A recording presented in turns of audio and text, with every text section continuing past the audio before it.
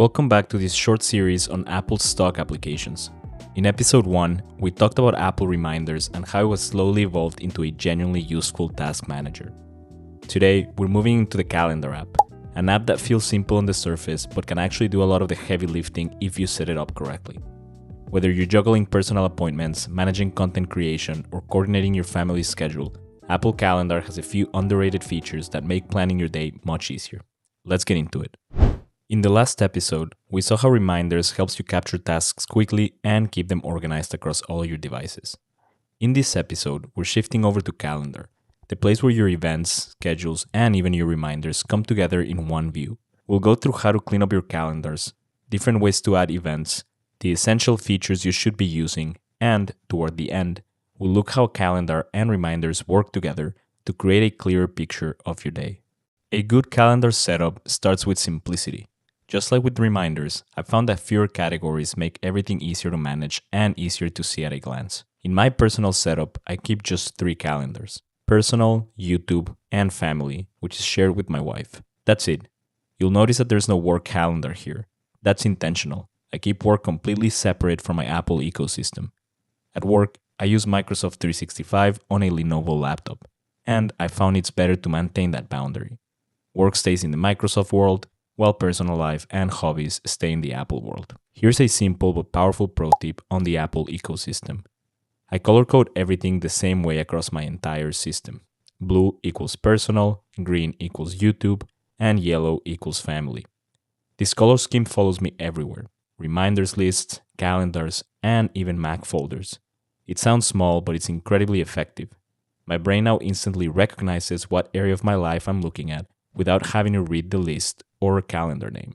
If you want to edit what calendars you see in the Calendar app, open the app, tap the calendar icon at the bottom, and in this screen, toggle off anything you don't want showing up. Here, you can see I've enabled 3 iCloud calendars. In the other section, we have the US holidays calendar enabled, which I do keep because it helps me planning around long weekends and travel. We also have scheduled reminders, which I'll cover later in the video. And we have Siri suggestions, which Apple uses to suggest events based on emails or messages. Sometimes this is useful, like reminding you to save events for upcoming flights or reservations, but other times it may duplicate events you already accounted for. My recommendation is to enable it for now and see how it works in the next few weeks. If you don't like it, you can always come back here and disable it. Now that your calendars are cleaned up, the next important piece is how to actually get events into the system, because this part really determines whether the calendar becomes something you rely on or something you forget to update. The goal here is simple: make it as easy as possible to capture things the moment they come up. Let's start with the most basic option. Tap the plus button, fill in the details, and click Save. This is still the best choice when an event has a lot of information that you want to save. Things like locations, alerts, repeat rules, travel time, or time zones. Anytime something is important or slightly complicated, this is usually the method I fall back on. It's slower, but it's predictable and gives you full control. Another useful way and kind of a shortcut to add events to Calendar lives inside Spotlight, the search screen that you get when you swipe down on the home screen. From here, you can actually create events just by typing them out. For example, dentist appointment next Friday at 7 a.m. If Calendar recognizes the date and time, you'll see an option to add event right from the search results. Tap that, and it opens a new event with the date and time already filled in. This works well if you're already searching for an app or a contact and realize you need to schedule something. Instead of opening Calendar, you can just type it right there. But one thing to keep in mind is that the wording has to be fairly specific. Something like lunch on Monday at noon usually works, but shorter phrases like lunch Monday don't always get picked up. When it does recognize it though, it's a quick way to add simple events without switching apps. Just like with reminders, Siri can also create calendar events for you. You can say something like, schedule a project review meeting for next Monday at 3 p.m. It's useful when your hands are full, when you're driving, or when you just don't want to stop what you're doing. One limitation here is that Siri always saves events to your default calendar. There isn't a way to tell it which calendar to use. You can choose your default by going to Settings, Apps, Calendar, and selecting one there. That's where Siri and most quick adds will place new events unless you change them later. Calendar can also suggest events automatically based on information it finds in other apps. This includes things like emails in Mail, messages in iMessage, travel confirmations, reservations, and flight details. When Calendar finds a date and time, you'll see a suggestion appear in the inbox section of the app. This works especially well for flights, hotel bookings, or reservations you receive via email. You can review the suggestion, confirm it, and the event is added without typing anything manually. Sometimes this is helpful, sometimes it duplicates something you already added, so I usually leave this turned on just to keep an eye on the suggestions as they come in and make sure I have not missed any events. Another small but useful feature shows up in iMessages and Mail. If someone sends you a message like meet at 5 p.m. on Friday, the date and time will appear underlined. You can tap that, choose Add to Calendar, and it creates a new event with the date and time already filled in. This works well for saving plans directly from conversations. The only limitation is that it doesn't know what the event is called. It just captures the time. So you'll usually want to add a title before saving the event. Calendar can also recognize dates inside images. If you take a screenshot of an event flyer, a concert poster, or a schedule online, iOS will sometimes show an Add to Calendar option directly on the image. You can also point your camera at a physical poster or sign, tap on the highlighted date, and create an event from there. In my experience, this works some of the time, but not always. One last small shortcut, if you long press the Calendar app icon on your home screen, you'll see an option for New Event. It opens straight into the event editor without opening up the app first. It's not something you'll use constantly, but it's a nice option to know it's there. Once your events are in the calendar, the next step is making sure Calendar is actually working for you. There are a few features that make a big difference in day-to-day use. For example, if you add a location to an event, Calendar can calculate how long it'll take you to get there based on current traffic.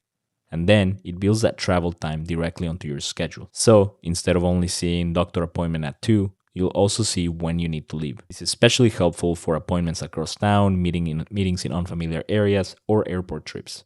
It turns your calendar into more of a practical planning tool instead of just a list of times. Repeat events are one of the simplest ways to keep a consistent schedule.